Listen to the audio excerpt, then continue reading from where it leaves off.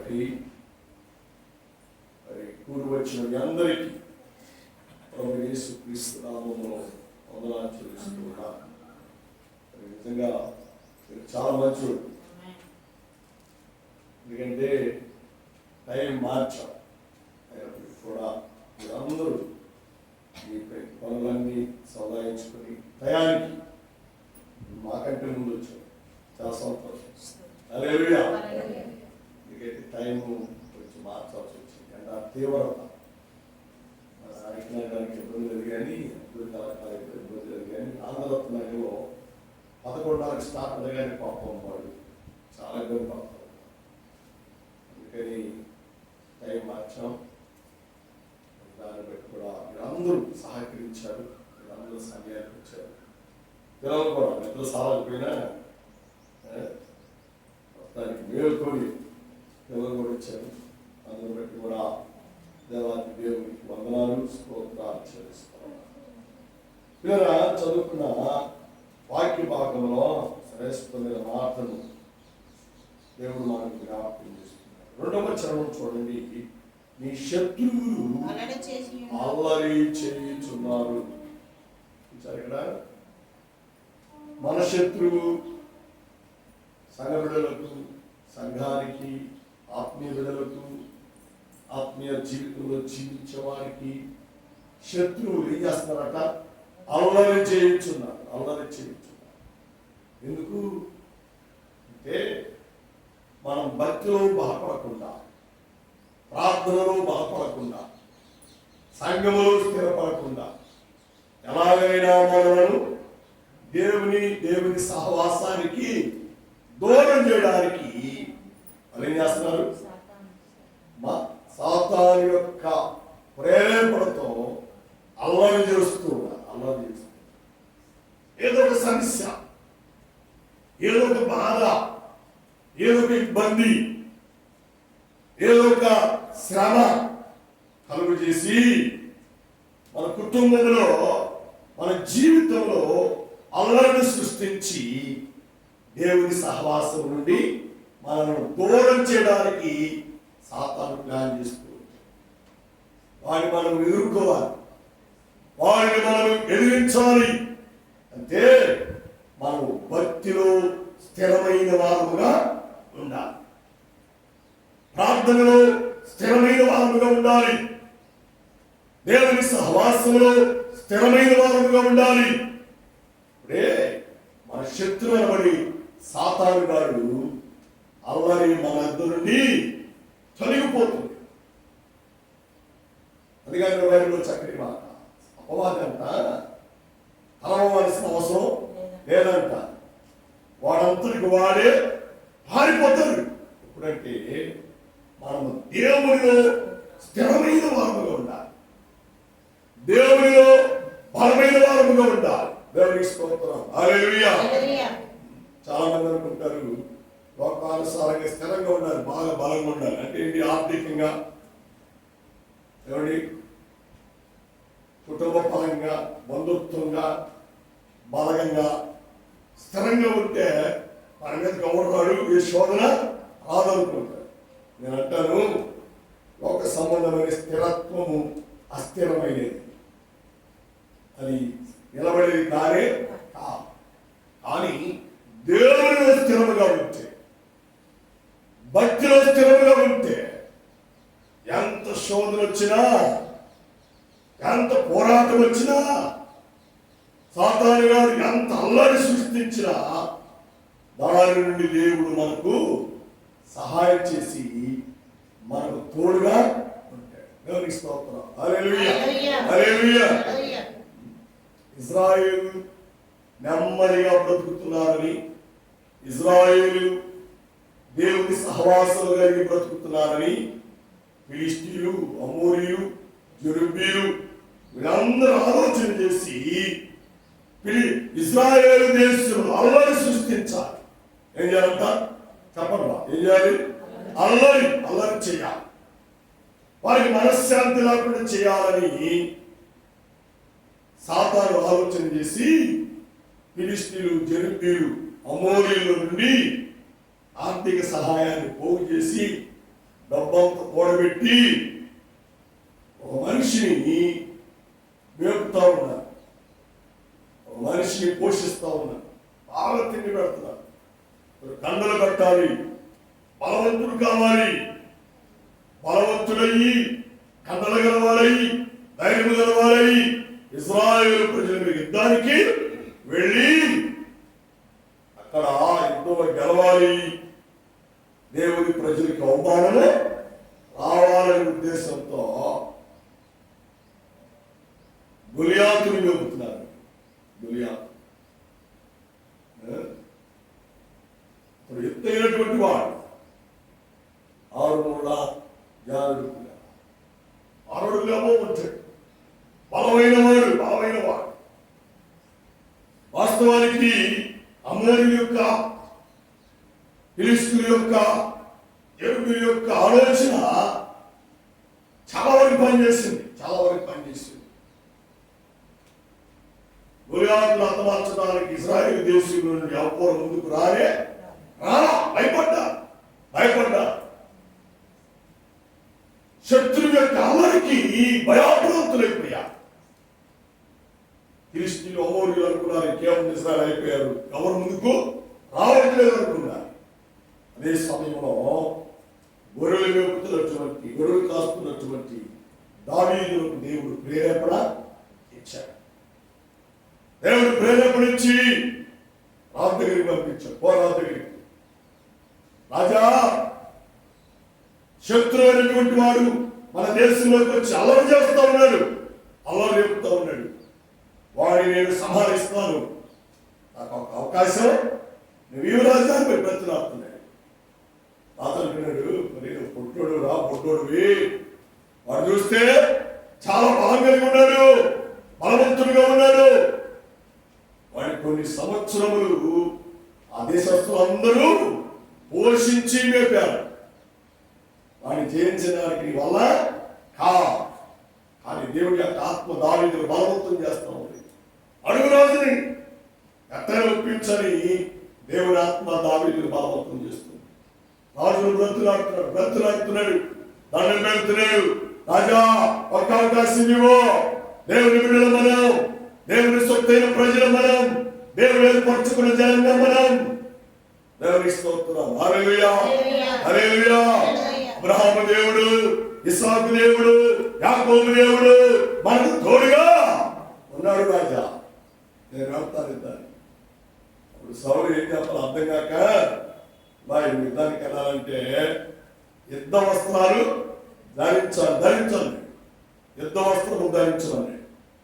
సౌలు వేసుకునే బట్టలు యుద్ధ వస్త్రాలను దావీదు తొడుక్కుంటే మునిగిపోయాడంట, దావీదు కనబడలేదంట, చెయ్యట్లేదంట, చాలా భయాభ్రాంతులు అయిపోయాడు దావీదు చూడగానే. రాజా, ఈ వస్త్రాలు నాకేమొద్దు, ఈటి వద్దు, మనిషి వద్దు, ఏమవద్దు, నా దేవుడు నాతో చెబుతున్నాడు, నేను యుద్ధానికి వెళ్తా. లేదా ఆ యుద్ధ వస్త్రాలను పక్కన పెట్టి వడిసిని చేత పట్టుకుని యుద్ధ రంగంలోకి దిగాడు దావి. దేవుడికి స్తోత్రం. హల్లెలూయా. దావీదును చూసి గొలియాతు అంటున్నాడు, అరే బాబు, కర్ర తీసుకొస్తున్నావు, వడిసిని తీసుకుని వస్తున్నావు, నేను ఎవరు కుక్కనా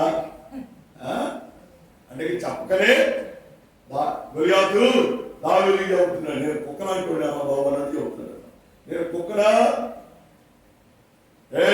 గొలియాతు చూడు, యుద్ధము నేను చేసేది కాదు, యుద్ధము యెహోవాది. అందరూ చప్పట్లు కొట్టి దేవునికి స్తోత్రం చెల్లిద్దాం. దేవుని ప్రజల మీదకి, దేవుని యొక్క సొత్తైన జనం మీదకి శత్రువు అల్లరి చేస్తే దేవుడు చూస్తూ ఉండే దేవుడు కానే మరేం చేస్తాడు? ఎవరేం చేస్తాడు? మన పట్ల ఎవరైనా అల్లరి చేస్తే దేవుడు వాడు తాట తీస్తాడు. ఇక్కడ తాటగా తీసింది, ప్రాణాన్నే తీసేసాడు. లేదా దేవుడితో మనం ఉన్నప్పుడు, ప్రార్థనలో మనం ఉన్నప్పుడు, భక్తిలో మనం ఉన్నప్పుడు, విశ్వాసంలో మనం ఉన్నప్పుడు, దేవునికి లోబడి మనం జీవిస్తున్నప్పుడు, వాక్యానికి సంబంధమైన జీవితాన్ని మనం కొనసాగిస్తున్నప్పుడు ఏ శత్రువు మనము అమలు చేయడానికి దేవుడు ఒక్కడే. ఆమేన్. హల్లెలూయా, హల్లెలూయా. చూడు, బైబిల్లో ఒకటి రెండు మాటలు మీ తలపుకు తెస్తాను, చదివి సహాయం చేయండి. పరిశుద్ధ గ్రంథంలో నుండి శ్రేష్టమైన మాటలున్నారా, చాలా అద్భుతమైన మాటలు మీ మనసుకు తెస్తాను, చదివి సహాయం చేయండి. పరిశుద్ధ గ్రంథంలో నుండి 50 వచనం చదవండి.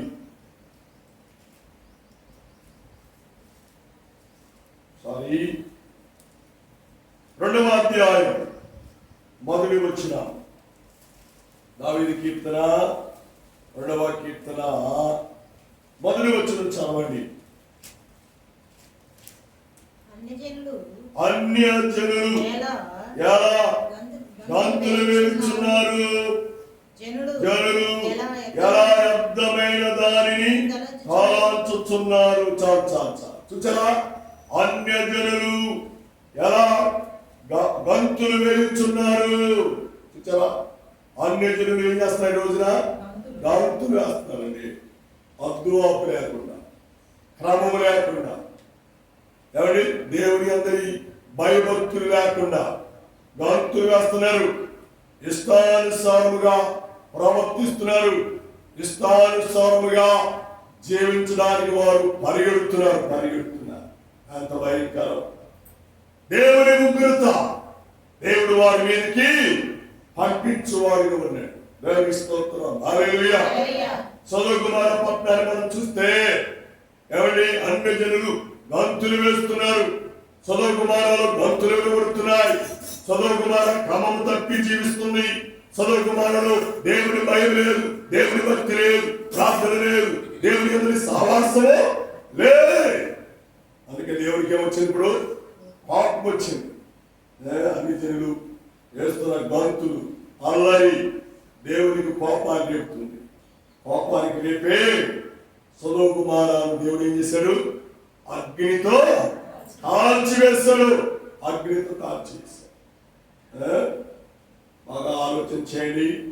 వాడు 50 సంవత్సరాలు పైబడిన వారు ఆలోచన చేస్తే, ఒకప్పుడు రౌడీజం చేసిన వాడు, ఒకప్పుడు ఏమండి గ్రామాలలో ప్రశాంతత లేకుండా, పేటలో ప్రశాంతత లేకుండా తాగి అల్లరి సృష్టించిన కుటుంబాలు ఈరోజు కనుమరుగైపోయింది.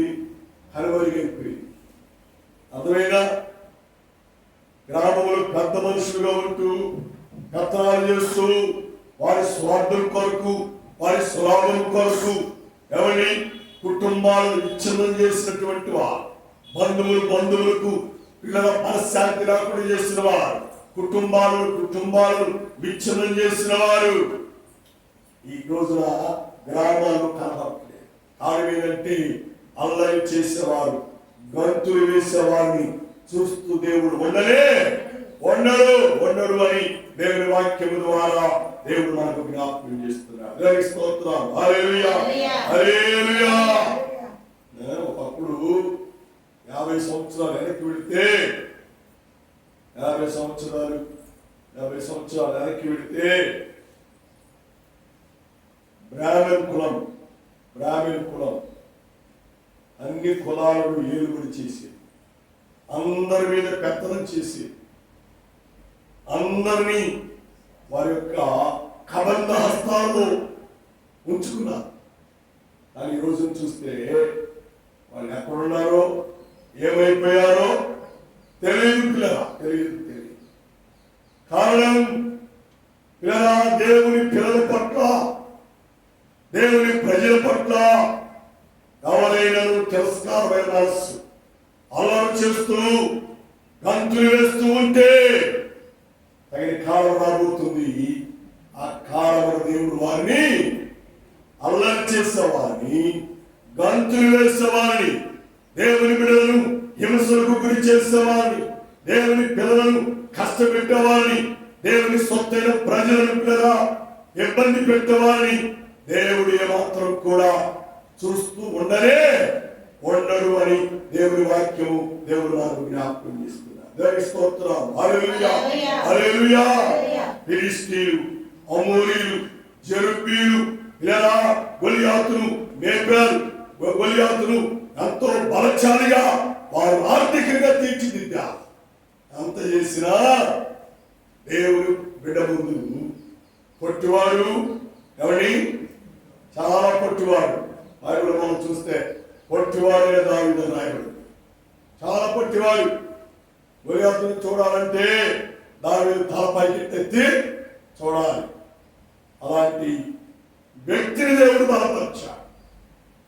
అలాంటి వ్యక్తి ద్వారా ఎవరి దేవుని ప్రజల మధ్య అల్లరి నేర్పుతున్నటువంటి, దేవుని ప్రజలకు నెమ్మది లేకుండా చేస్తున్నటువంటి గొలియాతును దేవుడు హతమార్చాడు. దేవుని స్తోత్రం. హల్లెలూయా, హల్లెలూయా.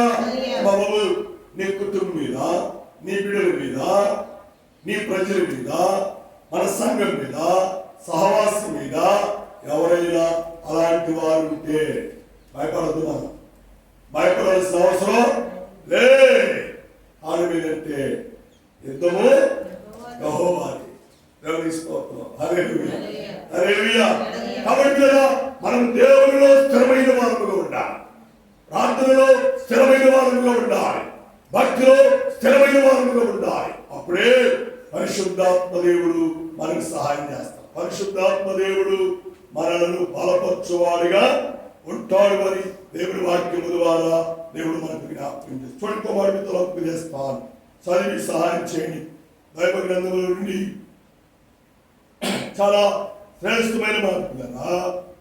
దావీదు రాసిన సంకీర్తన 46వ కీర్తన 6వ చరణం చదవండి. 46 6వ చరణం 46 6వ చరణంలో చాలా శ్రేష్టమైన మాటలు దేవుడు మనతో మాట్లాడుతున్నాడు. జనములు ఘోషించుచున్నవి, రాజ్యములు కదులుచున్నవి, ఆయన తన కంఠధ్వని వినిపింపగా భూమి కరిగిపోతున్నది. దేవునికి స్తోత్రం. హల్లెలూయా, హల్లెలూయా. చూచారా, జనములు ఘోషించుచున్నారు. దేనికి? ఎవరి అపవాది పెట్టి శ్రమలకు దేవుని ప్రజలు భాష భాష. అపోస్తుల కాలాల్లో మనం చూస్తే ఇలా క్రైస్తవులను రోమీలు ఎంతగా శ్రమ పెట్టారో, ఎంతగా ఇబ్బంది పెట్టారో. రోమా చక్రవర్తులు క్రైస్తవులను, దేవుని బిడ్డలను హింసించారు. పిల్లల హింసకు గురి చేశారు. పేతురునైతే తల్ల కిందులుగా సిలువ వేశారు. తల్ల కిందులుగా సిలువ వేశారు. కింద తారును కాగబెడుతూ ఉన్నారు. ఏమి కలిగినటువంటి తారు సగకు పేతురు అల్లాడిపోతున్నారు. పిల్లలాంటి సాగురాలు ఇటు బ్రతకలేక కేకలు పెడుతున్నారు. అంటే జనముల ఘోష ఎంత భయంకరంగా ఉంది. పిల్లల దేవుని పిల్లల యొక్క ఘోష ఎంత భయంకరంగా ఉంది. మన శత్రువైన సాతాను మనంతగా ఇబ్బంది పెట్టవచ్చు, మనల్ని ఏడిపించవచ్చు, మనల్ని పిల్లల ఇబ్బంది కొనుగోలు పెట్టవచ్చు, భయంకరమైనటువంటి ఉగ్రతకు మనల్ని గురి చేయవచ్చు. అయినను మనం భయపడవలసిన అవసరం లే. దేవుని స్తోత్రం. హల్లెలూయా. సాతాను గారు జీవము లేనటువంటి వ్యక్తి, కానీ మన దేవుడు జీవము కలిగిన దేవుడు. చదువుడి. మన దేవుడు జీవము కలిగిన వాడు. మనల్ని జీవింపజేస్తాడు, మనకు తోడుగా ఉంటాడు, మనకు సహాయం చేస్తాడు. దేవుని స్తోత్రం. హల్లెలూయా. ఇశ్రాయేలు ప్రజలు కూడా ఎవడి దేవుడు 40 రోజుల్లో పాలు తేనెలు ప్రవహించే దేశానికి వారిని తీసుకువెళ్ళాలి, అక్కడ వారిని ఉంచాలని దేవుడు ఎంత ఆశపడ్డాడు. ఆశపడి మోషేను అహరోను నాయకత్వాన్ని ఇశ్రాయేలు ప్రజలకు ఇచ్చి వారిని తీసుకుని వెళ్ళాలన్నాడు. వెళ్ళమంటే సాతాను యొక్క ఉచ్చుల్లో సాతాను యొక్క ఆలోచనలో ఇజ్రాయేలు ప్రజలు పడిపోయి ఏం చేశారు? వాళ్ళు దేవుని కానిటువంటి బొమ్మను తయారు చేసుకొని వారు జాతర చేయడం ప్రారంభించారు. ఇది అన్యజనుల ఘోష. ఏ ఘోష? అన్యజనుల ఘోష. వారి చెవులున్న బంగారం, ముక్కులున్న బంగారం, చేతులున్న బంగారం, నడుములున్న బంగారం అంత పోగు చేసుకొని కలగబెట్టి దూడలు తయారు చేసుకొని జాతర చేస్తున్నారు. అన్యజనులు ఘోష చేస్తున్నారు. దేవుడు అది చూచి దేవుడికి కోపం వచ్చి 40 రోజులు ప్రయాణం చేయవలసినటువంటి ఇజ్రాయేలు ప్రజలను ఎన్ని సంవత్సరాలు పంపించాడు దేవుడు? 40 సంవత్సరాలు. 40 రోజులు అక్కడ, 40 సంవత్సరాలు అక్కడండి. కాబట్టి నీ అవివేకాన్ని బట్టి, నీ మూర్ఖత్వాన్ని బట్టి, అన్ని జనులతో కలిసి చేసే ఘోషను బట్టి దేవుడు మనకు, మన కుటుంబానికి, మన బిడ్డలకు దేవుడు పనిష్మెంట్ ఇస్తా ఉంటాడు. శిక్షాస్తా ఉంటాడు. దానికి మనం గురి కాకుండా ఉండాలి అంటే అన్ని జనుల ఘోషలో మనం కలవకూడదు. ఎవరు పిలిచినా రాబాబు ఇట్లా ఉండు, నిలబడు అన్నా దేవునికి వ్యతిరేకమైన కార్యాలలో దేవుడు మనము పారిపాదం పొందలే. స్తోత్రం. హల్లెలూయా, హల్లెలూయా. మనోళ్ళు క్రైస్తవులు కూడా అలాగే తయారయ్యారు. ఈరోజు క్రిస్మస్ పండుగ ఉందంటే మారు మనసు పొందుదామా, రక్షించబడదామా అన్న అలవాటు మానుకొని దేవుని కుమారుడిగా, దేవుని కుమార్తెగా చిత్తపడదామనే ఆలోచన లేదు. పండుగ వంక పెట్టుకొని మనోళ్ళు అన్ని జనుల ఘోష, అన్ని జనుల అల్లరి, అన్ని జనుల గల్లంతు గంతులు వేస్తూ ఉన్నా. భక్తిని మర్చిపోతున్నా, ఆత్మీయ క్రమాన్ని మర్చిపోతున్నా, ఆత్మీయ స్థితిని మర్చిపోతున్నా, ఆత్మీయ సహవాసాన్ని మర్చిపోతున్నారు. మన దేవుడు అల్లరికి కర్త మన దేవుడు శరీర సముద్ర వాటికి కర్త కాని సత్యాన్ని విడిచిపెట్టి అన్ని జనులతో కలిసి ఇదే సాతాను మన పిల్లలు అలాగా వాడు మలుచుకుంటున్నాడు. పెద్దోళ్ళు చెబుతూ ఉంటారు, సేవకులు చెబుతూ ఉంటారు, పైన స్టార్ అంట. ఏమండి? ఈదులో స్టార్ కింద బాల్. అల్లరి ఎంత భయంక. మనోడు చేసే బిజినెస్ ఏం తెలుసా? పండగ వస్తుంది, పండగ చేయాలి, ఇంటికి 2000 రూపాయలు సందా, ఇంటికి 1000 రూపాయలు సందా ఇకపోతే గ్రామం నుంచి చేస్తాం. దేనికి పిలం, దేనితో ఏం కూడా చేయం, బెదిరిస్తారు. మాట అన్ని జనులతో సహవాసం మనకు అక్కడ లేనే. అన్ని జనులతో మనం పొత్తుగా ఉండవలసిన అవసరం లే. అన్ని జనులు ఎలా అల్లరి చేయించున్నారో, అన్ని జనులు ఎలా గంతులు వేస్తున్నారో, అన్ని జనులు ఎలాగా ఘోష చేస్తున్నారో వాటికి దేవుడి పిల్లలమైన మనం దూరంగా ఉండాలి, వేరుగా మనం బ్రతకాలి. దావీదు వలె మనం జీవించినట్లయితే గొలియాతు అల్లరు, గొలియాతు గంతులు వేసేవారు మన మీదకు ఎంతమంది వచ్చినా మనం యుద్ధం చేయాల్సిన అవసరం ప్రార్థన చేస్తే చాలు.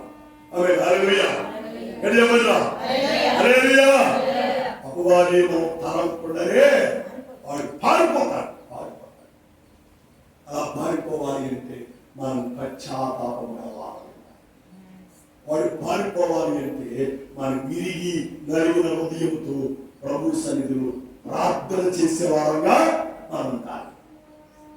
మనము పాపను ఒప్పుకొని, మన అతిక్రమం ఒప్పుకొని, మన దోష సంబంధమైన క్రియను ఒప్పుకొని, అయ్యా ఇక నుండి నేను అల్లరి చేయనయ్యా, ఇక నుంచి అన్ని జనంతో కలిసి నేను గంతులు వేయనయ్యా, నేను నియమం కలిగి, నిష్ట కలిగి, భక్తి కలిగి నీకు లోబడి నేను జీవిస్తాను అని నువ్వు తీర్మానం చేసుకోగలిగితే మా 40 సంవత్సరాలు కాదు, 40 రోజుల్లోనే మన కుటుంబంలో దేవుడు అద్భుతాలు చేస్తారు. చదువు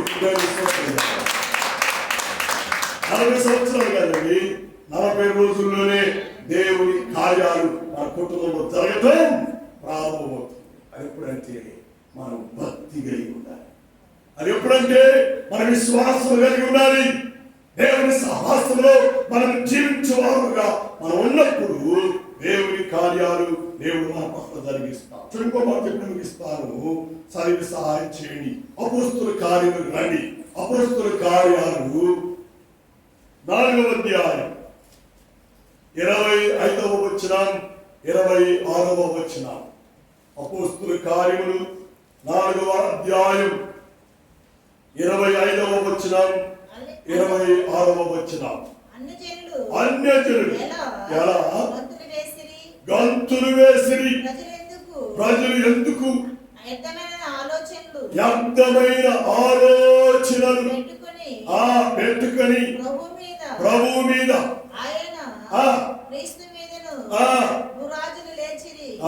భూరాజులు లేస్తున్నారు. చాలని చూసారా, అన్యజనులు ఎందుకు అల్లరి చేస్తున్నా? అపోస్తుల కాలంలో ఇశ్రాయేలు ప్రజల కాలంలో జరిగిన అల్లరి ఎవరి క్రీస్తు రాకడకు సూచనగా ఈరోజు అల్లరి జరుగుతుంది. అల్లరి జరుగుతుంది. మా చిరాలో లేదు కానీ తూర్పు గోదావరి పశ్చిమ గోదావరి కూడా ఉండదు. కానీ ఇప్పుడు అక్కడ తిరుగుబాటు ఎక్కువ.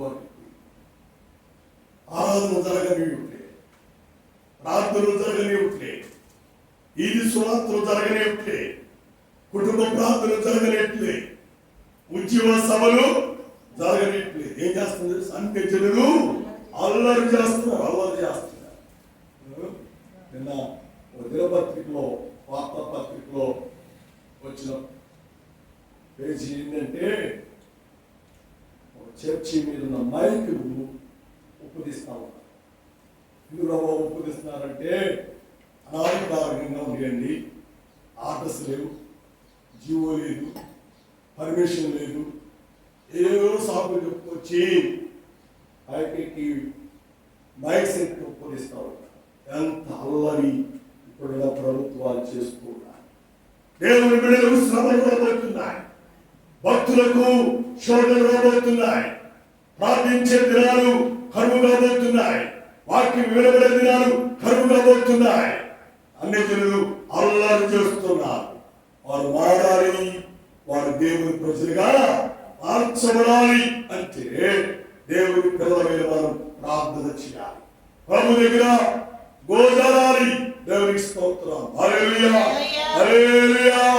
అపోస్తలుల కాలంలో కూడా ఇలా రోమా చక్రవర్తులు క్రైస్తవులు అరిసివేసా, దేవుని బిడ్డలను హింసకులు చేసా. ఆలయాలు ఇప్పుడు రాబోతూ ఉన్నాయి. ఎంత లైక్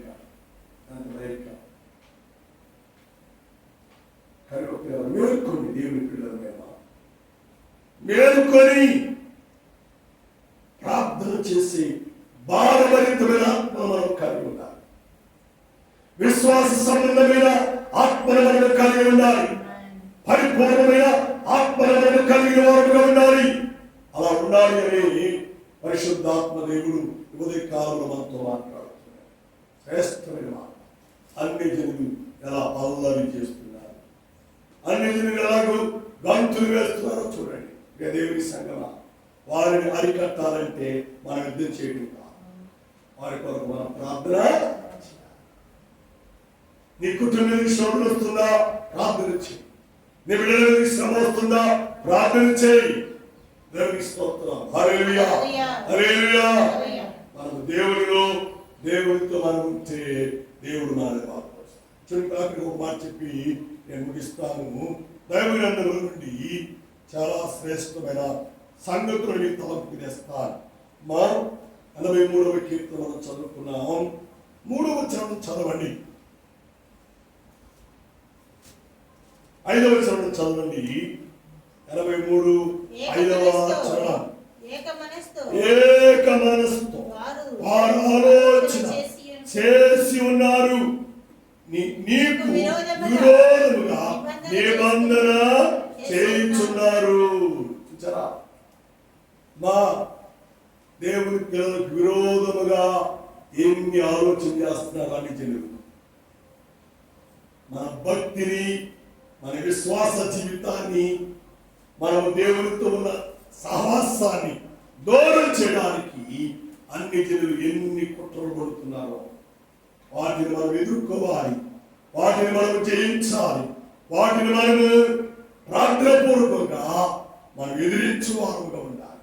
అప్పుడే దేవుడు మనతో ఉండి ఎదురు చేస్తాడు. దేవుడు మనతో ఉండి మాకు వస్తాడు అని దేవుడి వాక్యము దేవుడు మనతో మాట్లాడతాడు. కాబట్టి ప్రభుత్వం ఈరోజైన అపవాది అల్లరి చేస్తున్నాడు, అల్లరి చేస్తున్నాడు.